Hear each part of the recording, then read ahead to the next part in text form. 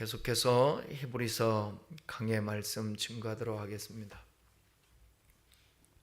오늘은 우리의 연약함을 동정하시는 예수님이라는 제목입니다. 사람들은 누구나 약함을 드러내고 싶어 하지 않습니다.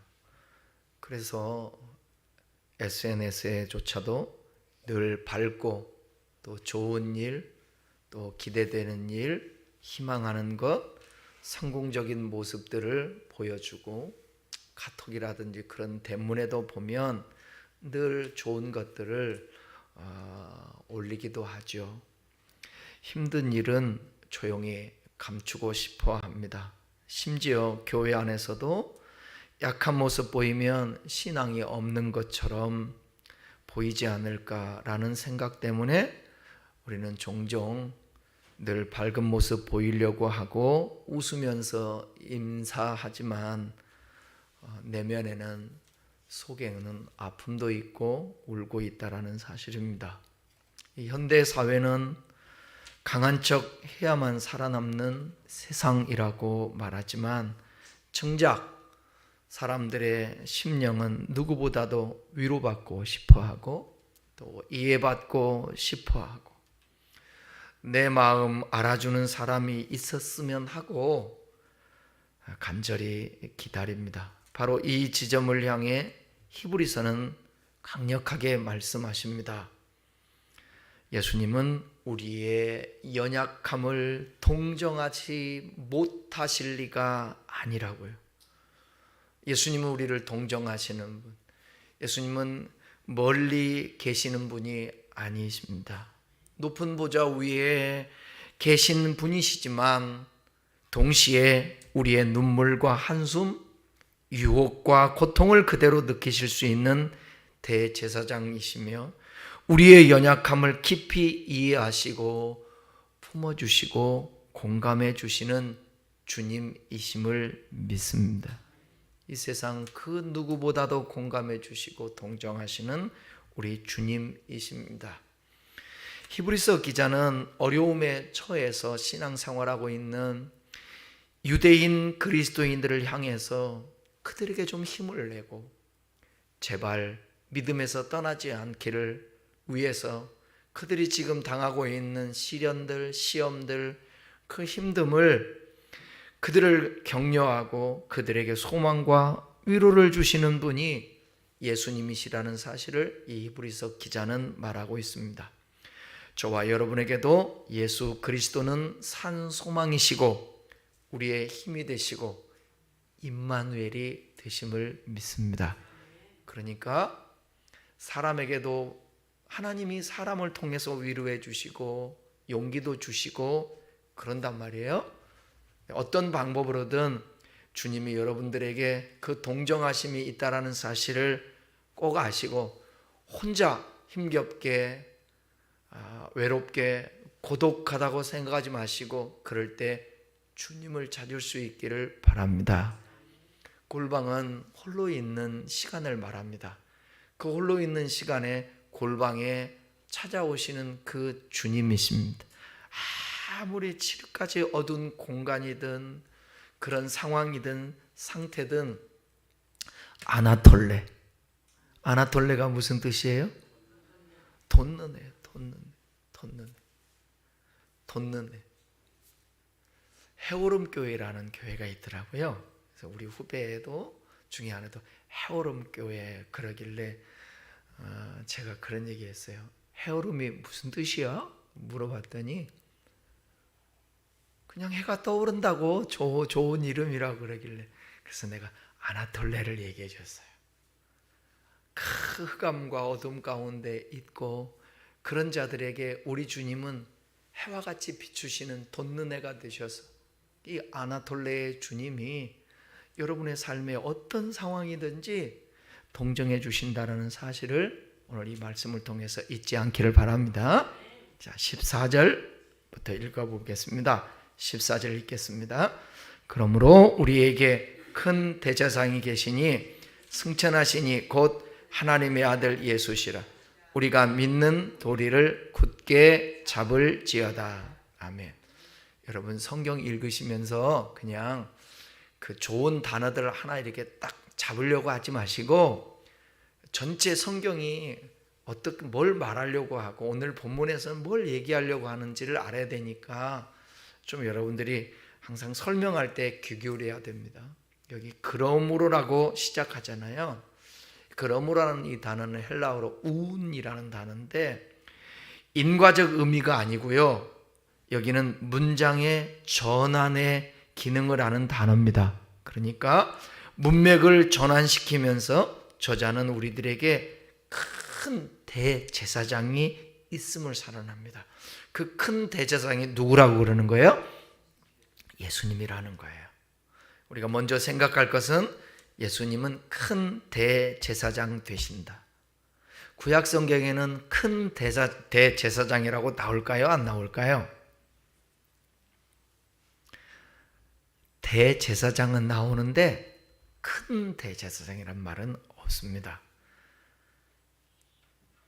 이스라엘 백성들은 예수님이 오시기 전에 구약 시대에는 성전에서 대제사장이 제사를 드림으로 하나님께 예배하고 하나님을 섬기는 신앙을 했습니다. 백성들이 양을 잡고 소를 가지고 양을 가지고 소를 몰고 성전으로 옵니다. 그래서 당사자들이 잡기도 하고 제사장들이 레위인들의 도움을 받으면서 짐승을 잡아요. 그리고 이 역할은 오직 대제사장만 하는데 그 피를 제단에 뿌리고 그 제물을 가지고 온 사람들의 죄사함을 선포합니다. 이것이 구약시대 때의 제사였어요. 그리고 그 일을 하는 사람이 제사장, 그중 대제사장은 제사장들의 대표가 됩니다. 예수 그리스도가 바로 그와 같은 위치에 계시다라는 거예요. 그러나 예수님은 구약에 있는 대제사장과는 좀 달라요. 구약에 있는 대제사장은 다시 계열을 따라 세워지고 변하기 때문에 불완전한 제사장입니다. 그러나 예수님은 완전하신 대제사장이라고 소개하고 있는 거예요. 여기 14절에서 큰 제사장이라고 했는데 여기서 큰 이라는 이 표현은 완전하다라는 거예요. 완전하다는 의미는 우리 성경에 크다라는 단어로 표현하고 있지만 위대하신, 우월한, 완전한 그런 뜻을 갖고 있어요. 구약의 레위 계통의 대제사장보다 훨씬 뛰어나신 분, 우월하신 분, 완전하신 분, 그분을 그 뜻을 드러내기 위하여서 이 단어를 쓴 것입니다. 그 이유를 말씀드리겠습니다. 예수님은 멜기세덱의 반차를 따르신 분이다. 우리 옛날에도 제가 설교할 때 그런 말씀했는데 멜기세덱의 반차를 따르신 분이기 때문에 우월하신 제사장이다. 이걸 히브리서 이제 다음에 같이 나누겠지만 5장 9절 10절에서 이렇게 말씀합니다. 같이 8절부터 읽어볼까요? 시작.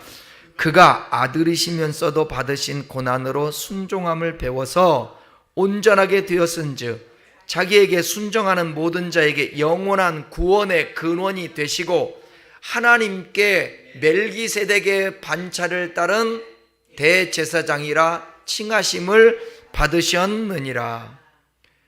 예수님을 멜기세덱의 반차를 따르는 분이라고 소개했죠. 여기 반차라는 뜻이 뭐냐? 반차는 한문인데 우리말로 풀이하면 계열이라는 거예요. 그러니까 멜기세덱의 계열. 구약 성경 보면 원칙적으로는 제사장은 레위 지파에서만 세우게 됐습니다. 그러니까 아론의 계열이에요. 그런데 전설적인 대제사장 멜기세덱은 레위 지파가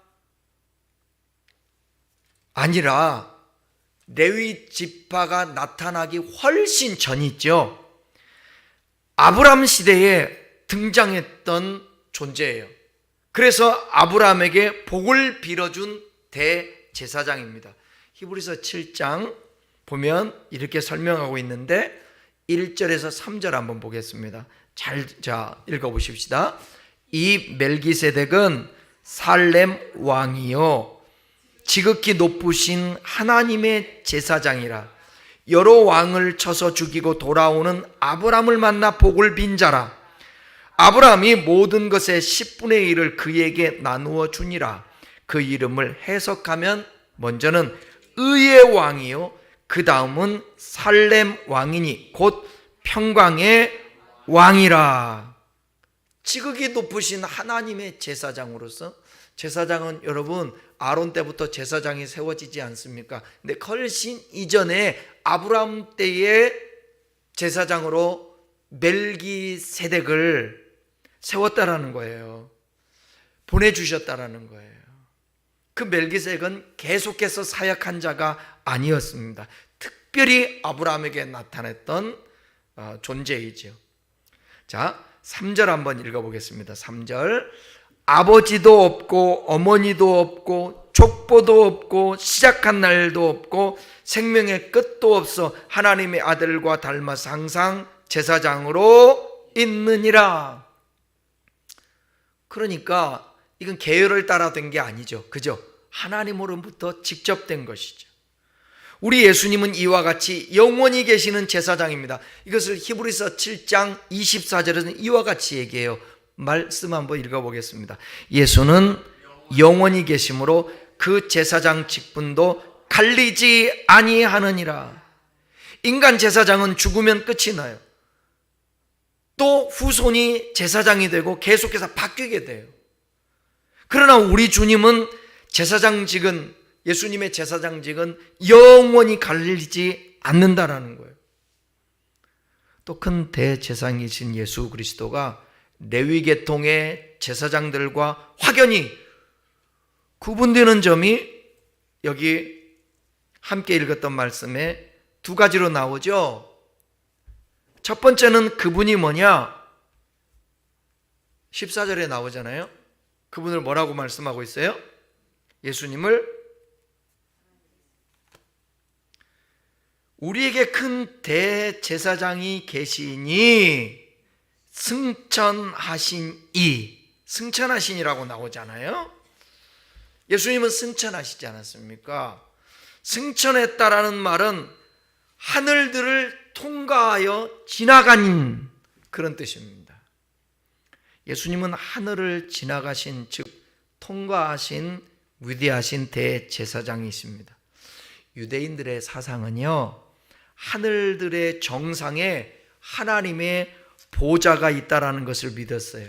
그러니까 예수님은 부활하셔서 하늘로 올리우셨는데 유대인들이 하나님의 보좌가 있는 곳으로 믿는 하늘들의 정상에 올라가신 것입니다. 이것은 예수 그리스도만이 행했던 일로서 레위 계통의 제사장들과 확연히 구별되는 놀라운 일입니다. 그분은 승천하신 대제사장, 그러니까 죽지 않으신 분. 또 다른 하나는 대제사장 된 예수님을 뭐라고 말씀하고 있어요? 하나님의 아들이라고 말하고 있습니다. 여기 하나님의 아들이라는 것은 예수가 곧 하나님과 동등한 신성을 가지신 분이라는 것이에요. 요한복음 14장 9절로 10절에 보게 되면 빌립이 예수님에게 이렇게 말씀해요. 예수님, 하나님을 좀 보여주십시오. 그때 예수님이 뭐라고 말씀하냐면 나를 본 자는 아버지를 보았거늘 어찌하여 아버지를 보이라 하느냐. 나는 아버지 안에 있고 아버지는 내 안에 계신 것을 네가 믿지 아니하느냐, 이렇게 말씀해요. 그러니까 예수님은 하나님과 동등한 신성을 가지고 계시는 분이에요. 그럼에도 불구하고 그분이 완전한 사람으로 육신의 옷을 입고 이 땅에 오셨다라는 것입니다. 그래서 예수라는 것은 인성을 가지신 예수님을 얘기하는 것이고 그리스도는 신성을 가지신 예수님을 말씀하시는 것이라 하나님의 아들이라고 표현한 것은 신성을 표현하는 거예요. 신성을. 그러니까 대제사장 되신 예수님은 사람이시면서도 완전한 하나님이시라는 것입니다. 특별히 히브리서 저자는 그리스도라는 칭호를 쓰지 않고 역사적인 인물 예수라는 이름만 기록함으로써 그분이 우리를 위한 대제사장의 직무를 수행하실 수 있는 완전한 인간임을 강조하고 있습니다.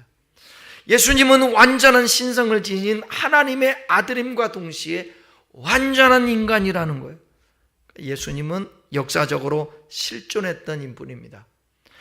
말씀으로 존재하시던 그 하나님이 완전한 인간이 되어 이 땅에 오셨다라는 것입니다. 그래서 사도 요한은 요한복음 1장에서 뭐라고 말씀하세요? 말씀이 육신이 되어 이 땅에 거하심에, 말씀이 이 땅에 육신이 되어 오셨다라는 것입니다. 우리는 예수 그리스도가 대제사장 되심을 믿어야 합니다. 고백해야 돼요. 그래서 14절 끝에 보게 되면 이렇게 명령하죠. 우리가 믿는 도리를 굳게 잡을지어다.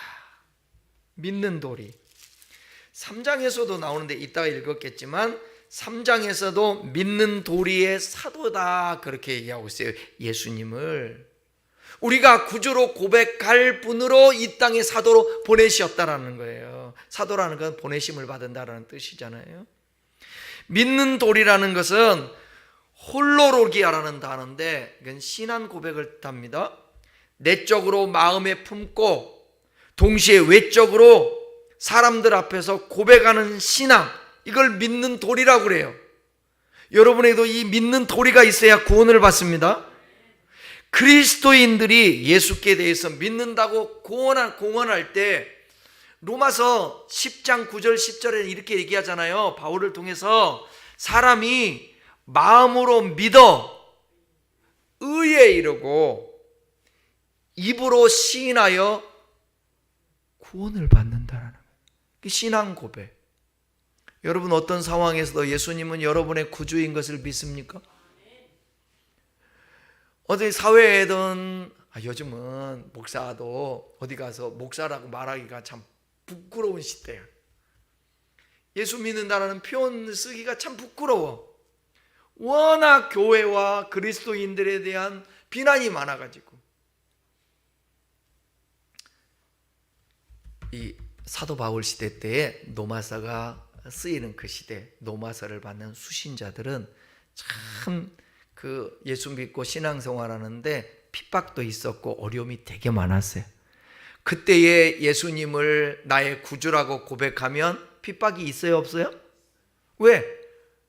그때에 오직 왕은, 그들을 구원할 자는, 해방시켜 줄 자는 로마 황제인데 로마 황제를 놓고 주가 예수라고 고백하면 안 되죠. 여러분, 참 이 시대에 나는 예수님만 믿어, 어떤 신도 믿지 않아. 어떤 사람들은 아이고 되게 합리적인 것 같고 고상한 것 같고 지식 있는 것 같죠. 아이고 모든 종교 다 믿고 부처님도 믿고 공장님도 믿고 마호메트도 믿고 예수님도 믿고. 여러분 그러지 않습니다. 우리가 어떤 나라를 가든 그 다음에 환경이든 상황이든 거기서 우리의 구원자는 오직 우리 주 예수 그리스도라고 고백하는 거예요. 입으로 시인해야 구원받, 진짜 하나님의 백성이라는 사실입니다. 굳게 잡으라는 말이 있잖아요. 무엇인가를 잡을 때 손에 힘을 주지 않습니까, 여러분? 여기 클라테오라는 단어인데 남에게 빼앗기지 않아야 될 소중한 것들을 손에 쥐고 있을 때 누가 아무리 빼앗으려고 해도 이거 뺏기지 않으려고 그러지 않습니까? 꽉 잡는 거예요. 그게 바로 굳게 붙잡다라는 것입니다. 예수 그리스도가 완전한 대제사장이세요. 그 예수 그리스도를 꽉 붙잡고 놓지 아니해야 된다는 것입니다. 그 방법이 뭐예요? 철저하게 믿는 것입니다. 예수님은 나의 대제사장이 되신다. 그분은 오늘도 나와 함께 하신다. 예수를 통하지 않고서는 하나님 앞에 나아갈 수가 없다. 죄사함을 받을 수가 없다. 이와 같이 예수님이 나의 대제사장 되심을 계속해서 확인하고 믿고 고백하고 꽉 붙들면 그 생각이 나의 모든 것을 지배하게 됩니다. 그러니까 여러분, 내 안에 불안이 올 때, 걱정과 근심이 올 때 우리 주님은 도대체 어디 있냐 말이에요. 우리들이 참 이게 환경에 좌지우지돼요. 여러분 그렇지 않아요? 어떤 상황에 지배를 받잖아요. 좀 상황이 좋으면 얼굴 표정이 다르고 마음이 막 평안이 오고 여유가 생겨요. 그러니까 마음도 넓어진다고요. 포용하고 그냥 어떤 잘못을 봐도 이렇게 덮어주기도 하고 그런다고. 그런데 내 상황이 좀 힘들잖아요. 어려운 것들이 있잖아요. 그러면 예민해요. 그 마음이 이렇게 옹졸해진다고. 그리고 사람을 대하는 태도들도 신경질적이게 돼요. 짜증도 나고. 진짜로 저와 여러분들이 참 이게 쉽지 않은 부분인데, 그래서 깊이 묵상을 하고 주님이 내 안에 거하시고, 아까도 기도하는데 그래요. 모든 것이 하나님의 손 안에 있고 하나님의 섭리 아래에 있고 하나님의 뜻 안에 있고, 그분이 우리를 사랑하시고 우리의 구주가 되시고 은혜 베푸시는 그 주님을 우리가 깊이 믿는다고 한다면, 어떤 내 삶의 불편함과 또 힘든 상황과 걱정과 불안한 상황들, 여기에도 뜻이 있다면 견딜 수 있는 힘과 그래도 좀 여유들이 우리에게 있지 않겠습니까? 주님을 믿는 도리를 굳게 잡으면, 꽉 붙들고 있으면 우리의 의식 자체가, 우리의 생각이 지배를 당할 수 있어요. 하나님으로 인하여서. 우리는 고백하잖아요. 하나님은 전능하시다고. 하나님은 전지하시다고. 그럼 전능하신 하나님이 옳은 능력으로 역사해 주시겠지요. 우리 자신들을. 그 믿음이 나의 생각과 감정과 의지를 통제하게 합니다. 그래서 그렇게 되면 나중에 히브리서 3장 1절의 말씀과 같이 깊이 예수를 생각하는 사람이 될 수 있어요. 한번 3장 1절 읽어봐요. 시작. 그러므로 함께 하늘의 부르심을 받은 거룩한 형제들아, 우리가 믿는 도리의 사도이시며 대제사장이신 예수를 깊이 생각하라. 고백하면서 깊이 생각하라는 거예요.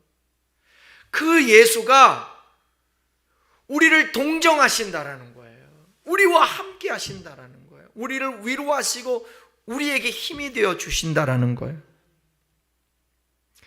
목사님, 맨날 설교 그렇게 하시고 해도 내 삶에는 그런 일이 안 벌어지니 뭐 믿는 도리고 뭐고 모르겠어요. 제발 좀 주님 좀 어떻게 좀 나타나게 해달라고, 좀 역사하게 해달라고 좀 기도해 보세요. 그런데 나도 모르겠어요. 그건 여러분들이 믿으라고 할 수밖에. 근데 안 믿어져요, 목사님. 그럼 내가 어떻게 믿어야지? 이게 반복되는데 성경은 말해요. 믿음은 들음에서 나고 들음은 그리스도의 말씀이다. 제가 믿고 싶다고 해서 믿어지는 게 아니더라고. 보니까 하나님의 말씀이 들려지니까 그냥 믿어지는 거예요. 말씀에 근거해서. 그러니까 여러분들이 하나님의 말씀을 정말 집중해서 아멘 하면서 그 말씀을 들을 때 성령이 역사해서 믿음이 생기는 거야. 아멘입니까? 그 말씀 들을 때 감동되지 않잖아요. 은혜가 돼야 사람이 변한다니까. 응? 지난번에 그 목사님 축도하신 목사님 제가 말씀드렸잖아요. 진짜 목사님한테 변화라는 말은 좀 뭐하지만 얼마나 후덕해지시고 얼마나 호주머니를 여시고 얼마나 그러는지 몰라. 왜? 감동을 받으니까. 인상이 다르다니까. 얼굴 표정들이 달라진다니까요. 저와 여러분도 마찬가지예요. 믿는 도리, 주님에 대해서 자꾸 고백을 해야 돼. 하나님은 나의 도움이 되시고 나의 힘이 되시고 나의 전부가 되시고 환난 날에 나를 인도하시고 건져주시는 그 하나님이 되시고, 내가 때로는 힘들고 어려울 때 나의 기대 주시고 피난처가 되어주시고, 혹여 내가 잘못된 길로 갔을 때에 주님께서 슬퍼하시면서 나를 책망하시기도 하시고 돌아오기를, 이 주님에 대해서 깊이 묵상하고 그러면, 그 믿는 도리를 다하면 하나님이 우리의 삶 속에 역사하시는 것을 경험할 수 있게 되는 것입니다. 예수님이 나의 대제사장이 되신다. 그분은 절대 나를 실망시키지 아니하시는 완전한 대제사장이다라는 사실을 믿고 고백하면 그 예수님이 나의 모든 사정과 형편을 아시고 또 나의 사상과 감정을 지배하면서 나를 장악하실 수 있습니다. 그럴 때 놀라운 위로와 평안이 있는 거예요. 이걸 뭐라고 그러느냐? 장악당한다, 지배당한다, 성령 충만이라는 거예요. 저와 여러분이 성령 충만을, 우리의 대제사장 되시는 예수님은 우리를 동정하세요. 자, 15절 읽겠습니다. 15절 시작. 우리에게 있는 대제사장은 우리의 연약함을 동정하지 못하실 리가 아니요 모든 일에 우리와 똑같이 시험을 받으시니로되 죄는 없으시니라. 예수님은 우리의 연약한 부분들을 동정하십니다. 그러니까 지금 돌아보면, 참 돌아보세요 여러분. 그 모래 위에 두 발자국, 그거 아시잖아요. 왜 처음에는 좀 평탄한 그 아무 문제 없을 때는 네 발자국이었는데 왜 내가 힘들 때에는 왜 두 발자국밖에 없냐고. 주님 도대체 어디 계시냐고. 어디 계셨어요? 그 없고라는 표현보다도 좀 이렇게 마음에 와닿는 표현. 예수님이 어디 계셨냐고. 내 배 밑에 있었잖아. 내 가슴 밑에 있었잖아. 이게 무슨 뜻이에요? 업었다는 뜻이에요. 업으시니까, 그분이 나를 업으니까 내 가슴이 그분의 등에 대이고 내 배가 그분의 허리에 대이지 않습니까? 그런데 도대체 주님 어디 계셨냐고. 그 발은 누구의 발이었어요? 예수님의 발이라고요. 되돌아보면 그러지 않아요? 여러분 위기 때마다, 힘들 때마다 이게 끝났다, 이제 큰일 났다, 어떡하지? 근데 지나고 보니까 그때 주님이 함께 했잖아요. 우리는 우리의 영이 흐리기 때문에 그 당시에는 잘 몰라요. 근데 지금도 주님이 함께 하세요, 안 하세요? 진짜로? 참으로? 근데 못 느끼잖아. 우리가 못 느낀다고. 힘든 상황이든 뭐든 그게 자꾸 더 크게 보이지 나와 함께 하시는 그 주님이 못 느껴진다고. 그래서 제가 기도하는 거 아니에요. 기도하자는 거. 하나님, 우리와 함께 하시고 지금까지 인도왔던 거, 우리 교회에 30년 동안 함께 하신 그것, 또 앞으로도 함께 하실 그 주님 표적을 보여주세요. 하도 안 믿고 그러니까. 우리 주님이 사인해 주시지 않습니까? 당신에 대해서. 여러분 그런 기도 괜찮아요. 하나님, 도저히 잘 믿어지지도 않고 잘 모르겠어요.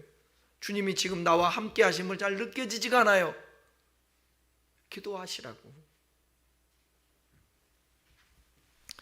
여기 나오는 연약함 있잖아요. 우리의 연약함을 동정하지 않으시는 분이 아니라 동정한다는 뜻이겠죠.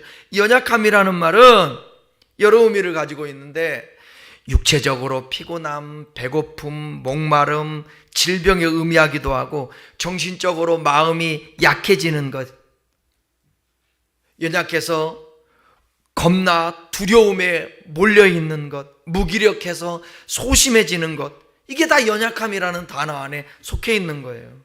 그리고 영적으로도 인간 본성이 약함을 뜻하기도 해요. 그 연약한 부분을 동정한다라는 거예요.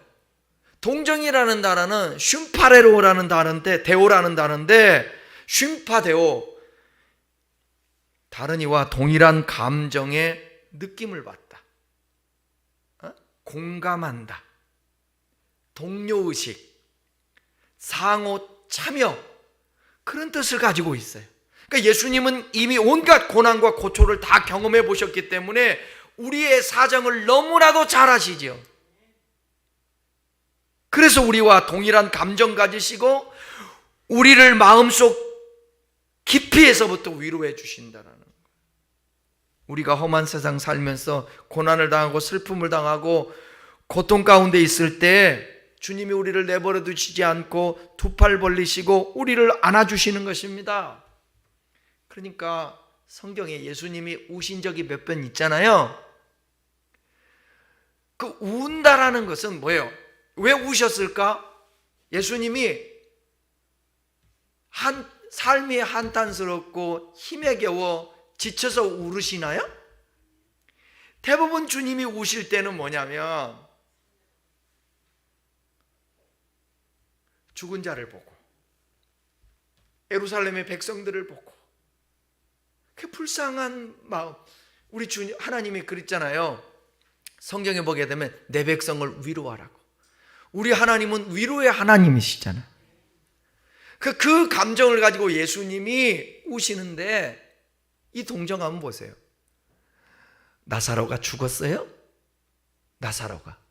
나사로는 동생들이 있었는데 마리아와 마르다 아닙니까?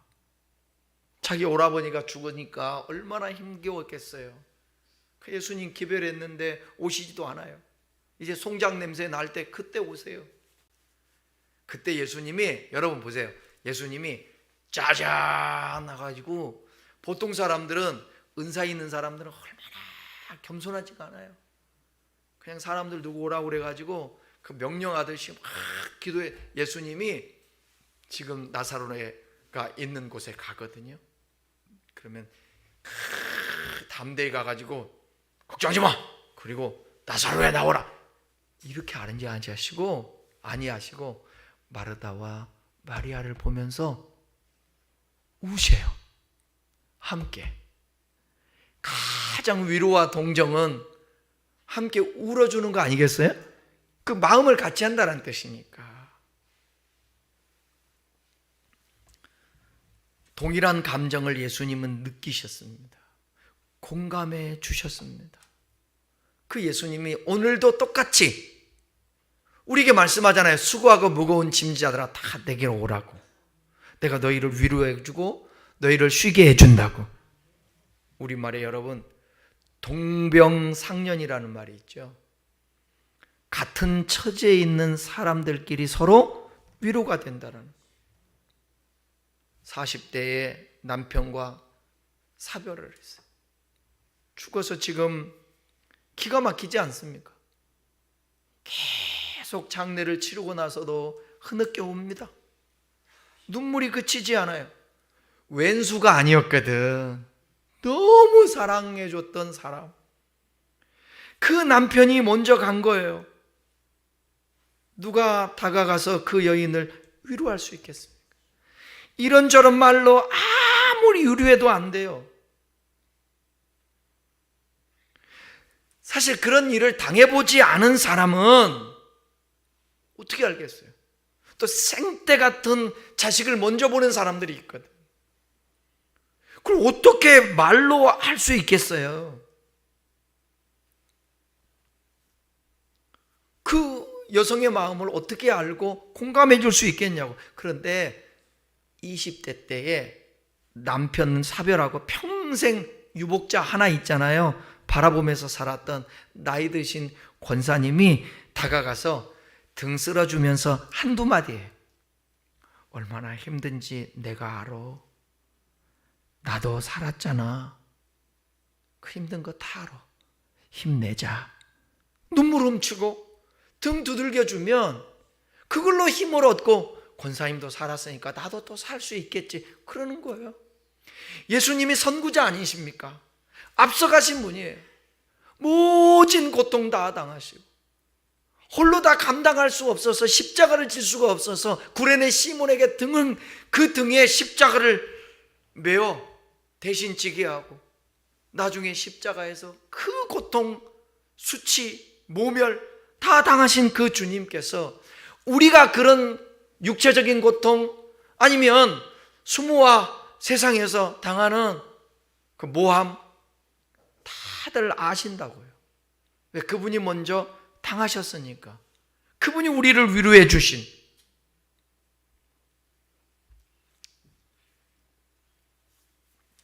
예수님이 부활 승천하셔서 육신으로 우리와 함께하지 않지만 하나님 보좌 우편에서 항상 우리를 위해서 중보하시고 성령으로 와 계심을 믿습니다. 그래서 로마서 8장 34절에 이렇게 말씀하고 있어요. 한번 읽어보십시다. 죽으실 뿐 아니라 다시 살아나신 이는 그리스도 예수시니 그는 하나님 우편에 계신 자요 우리를 위하여 그러니까 저와 여러분들을 위해서 간구하신다. 성령도 말할 수 없는 탄식으로 우리 위해서 간구하신다고 그러지 않았습니까? 그러니까 여러분 기도도 안 나오고 힘들고 어려울 때 하나님 제가 어떻게 기도해야 될지 모르겠어요. 주님 저를 위해서 기도해 주세요.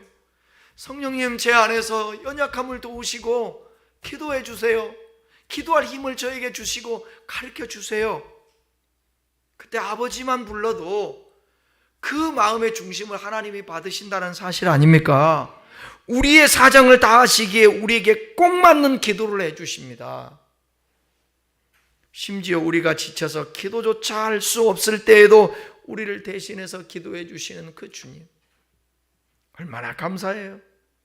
네? 순간순간마다 주님을 부르게 하시고 눈 감고 잘 때 하나님 오늘도 함께 해주셔서 감사합니다. 눈 뜰 때 하나님 부를 수 있어서 얼마나 감사해요. 우리가 험한 세상을 살면서 고난당할 때도 여러분 절대로 혼자가 아니라는 생각을 가지십시오. 아무도 내 사정 모른다고? 아니요. 왜 몰라요? 주님이 다 아시지요. 옛날에 찬송 불렀는데 그러니까 이 믿음이라는 게 대단한 거예요. 19, 20, 21 때 뭐 힘든 삶이라고 찬양하는데 무릎 꿇고 있잖아요. 콘크리트 바닥 교회 주차장에서 어디서 예배 함께 기도할 때도 없는 거야. 그러니까 주차장 자동차 세우는데 주차장 한 공간만 있으면 청년들이 3, 3, 5 짝져가지고 거기서 손잡고 무릎 꿇고 기도하는 거예요. 아시지요 아시지. 아니 생각해 보세요. 19, 20살, 21살 먹은 사람이 그 청년이 우리 교회 누구냐? 찬미도 안 돼.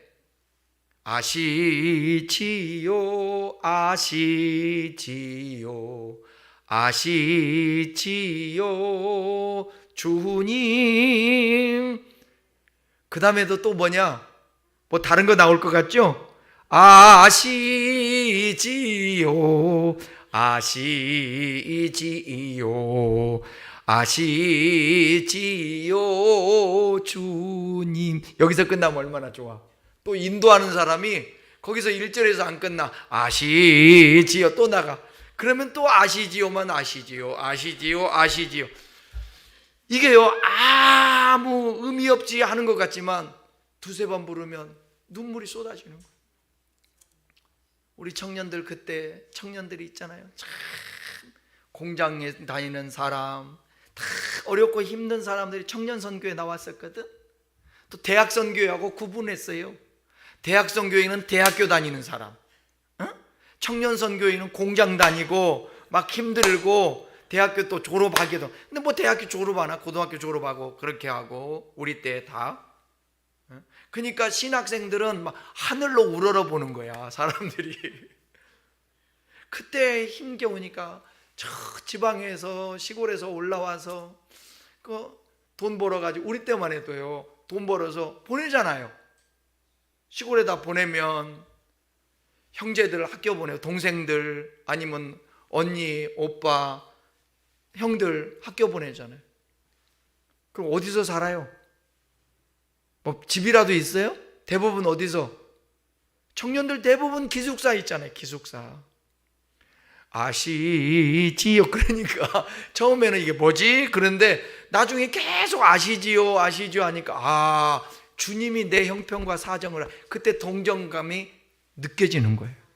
그러니까 막 은혜 받으니까 뒤집어지는 거예요. 그런데 다 주님 거야. 다 돈이고 뭐고 그런 거 내게 없어. 다. 그 다음에 뭐 드릴 게 없으니까 먼 밖에 드릴 것 없어 이 몸 바칩니다. 이거를 기도원에 가서도 저도 기도하는데, 뭐 바칠 게 있어야지. 아무것도 없고 땡전 한 푼도 없고 어쩔 때는 차비도 없는데, 그러면 그렇게 반복해 눈물이 쭉 흘러요. 그냥 목사 되는 거 아닙니다. 목사 돼야지 할렐루야 신학교, 이게 아니에요. 몸밖에를 한두 번 부르는 게 아니에요. 늘 울어도 눈물로써 못 갚을 줄 알아. 몸 밖에 드릴 것 없어 이 몸 바칩니다. 이것을 수백 번 수천 번 부르고 신학교 가는 거예요. 그러면 신학교 가면 뭐 불러요? 부름받아 나선 이 몸 어디든지 가오리다. 이거 아골골짝 빈들에도 사랑 안고 찾아, 이것도 수십 번 수백 번 수천 번 부르는 거예요. 그렇게 해서 목사가 되는 거예요, 여러분. 그냥 신학교 가가지고 뭐 세례받고 그렇게 가는 게 아니야. 그 어린 나이에 뭘 한다고요? 아시지요? 늘 울어도 눈물로써 못 갚을 줄 알아. 아니 20년 살았는데 뭔 죄가 많아서 못 갚을 줄 막 너무 늘 울어도 눈물로써 그 구원받은 은혜를 갚을 길 없어 이 몸밖에 드릴 수 없다고 얘기하는 거예요. 그럴 때 여러분, 주님의 은혜가 안 임하겠습니까? 위에서 그냥 불이 임하지. 그러니까 그 주님의 그 동정하심이 그냥 느껴지는 거예요. 그러니까 아무리 배고파도 배고픈지를 몰랐다니까. 그리고 원망이 안 나오는 거예요. 왜 원망이 나와? 누르러도 눈물로써 못 갚는데 불평이 없죠. 누구를 탓하냐고. 그냥 버티는 거지. 제 몸에 여러분 51kg, 52kg라고 생각해 보세요.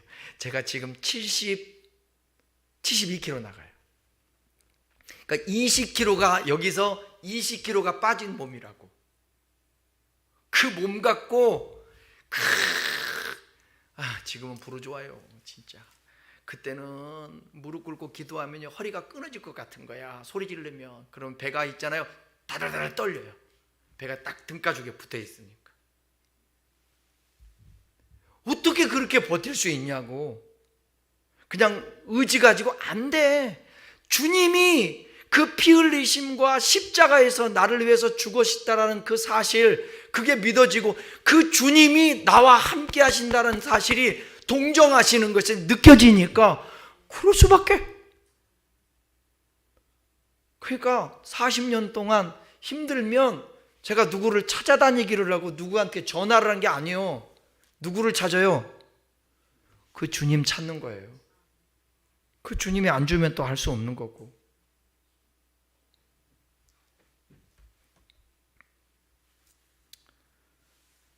그 완전하신 위로가 언제 어디에서 주어집니까? 이 땅에서는 어떻게 보게 되면 주님의 위로가 있어도 완전한 것 같지 않게 느껴질 수가 있어요. 왜? 죽음이라는 게 있고 질병이라는 게 있고 고통이 있으니까. 요한계시록 21장 4절에 보게 되면 천국에 들어가면 어떻게 된다고 했습니까? 모든 눈물을 그 눈에서 닦아주시니 다시는 사망이 없고 애통하는 것이나 곡하는 것이나 아픈 것이 다시 있지 아니하리니 처음 것들이 다 지나갔습니다. 그때 완전한 주님의 위로가 우리에게 주어주시는 거예요. 이런 소망 갖고 이 세상 살 동안 어떤 고난과 슬픔이 있어도 위로받을 수 있기를 바랍니다. 순간순간도 위로해 주시고 영원한 위로가 있으세요. 예수님의 동정을 얻기 위해 우리는 어떻게 해야 된다고 그랬어요? 16절 읽습니다. 시작. 그러므로 우리는 긍휼하심을 받고 때를 따라 돕는 은혜를 얻기 위하여 은혜의 보좌 앞에 담대히 나아갈 것이니라. 여기 때를 따라 돕는이라는 표현은 도움이 필요로 하는 우리의 때. 사랑하는 여러분, 그분 계속 오늘 또 찬양 나오네. 빨리 끝내야 되는데 그분의 도움이 필요할 때, 그분의 도움이 필요할 때, 그때 주님 앞에 기도하는 거예요. 나가는 것입니다. 하나님이 도움이 필요할 때 은혜를 얻기 위해 보좌 앞에 담대히 나가야 된다. 은혜라는 게 뭐예요? 아무 자격 없는 우리들에게 베풀어 주시는 하나님의 사랑 아닙니까? 그러니까 여러분이 아무리 죄 짓고 부족하고 연약하고 못나고 하나님 앞에 잘못이 많다 할지라도 담대히 나가야 돼요. 담대히 나가야 돼요. 보좌라는 것은 뭐냐면 하나님의 보좌, 우리 주님의 보좌를 말씀하고 있는 것입니다. 그러니까 은혜의 보좌라는 말은 하나님이 현존해 계시는 장소. 구약시대 때에는 하나님이 거하시는 상징적인 장소가 어디였어요? 성막 안에 지성소, 지성소에 보게 되면 법궤가 있는데 법궤에 속죄소가 있어요. 시은소라고도 하고. 거기에 우리 하나님의 임재가 있었다라는 것입니다. 저와 여러분들이 주님을로 말미암아서 하나님 앞에 담대히 나가는 거예요. 그럴 때 하나님의 임재를 경험할 수 있게 되는 것입니다. 그 보좌 앞에 나가는 길, 우리 주님으로 말미암아 어떤 상황에도 어떤 자리에서도 하나님을 찾는 거예요. 주님을 부르세요.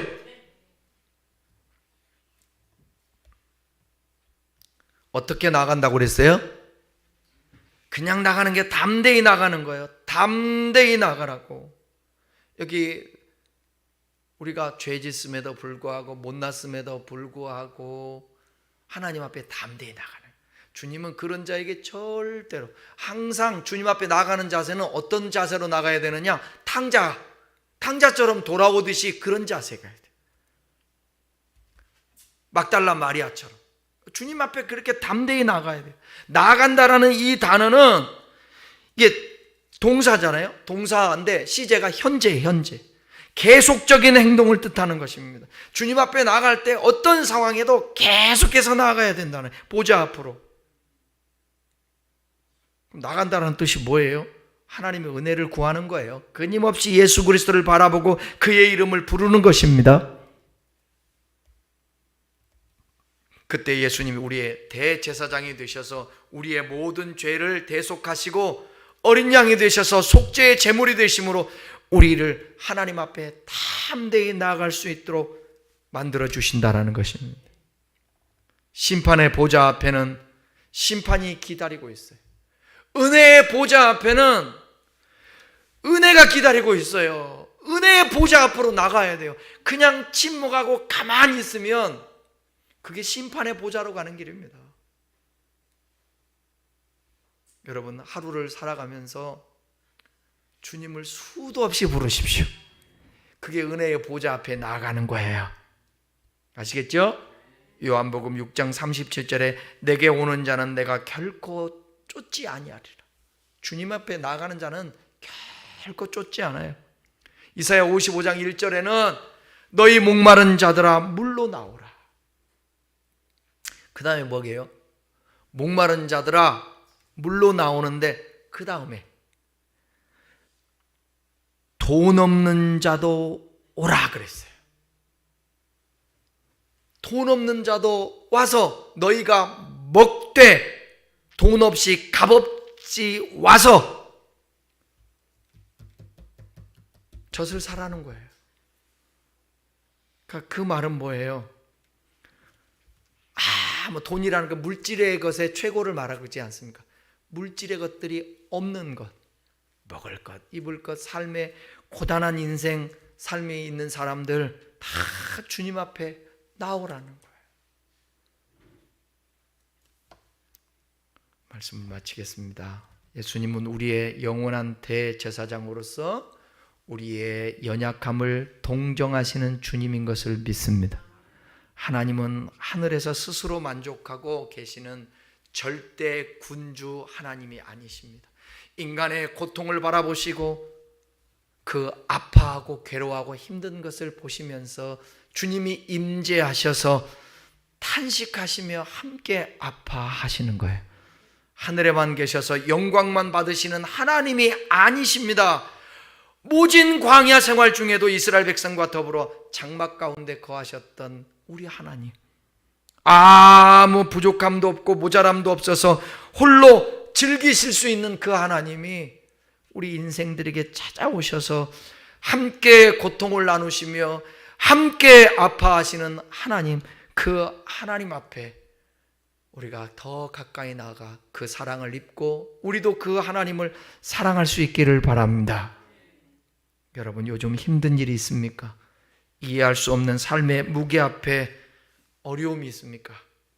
바로 이런 때에 동정하시는 주님을 떠오르시고 조용히 그분 앞에 나아가 하나님, 내 영혼을 만져주시고 나의 환경을 만져주시고 나의 육체를 만져주시고 우리의 공동체를 만져주십시오. 그럴 때에 주님께서 세미한 음성도 주시고 주님의 따뜻한 손길로 어루만져 주실 줄 믿습니다.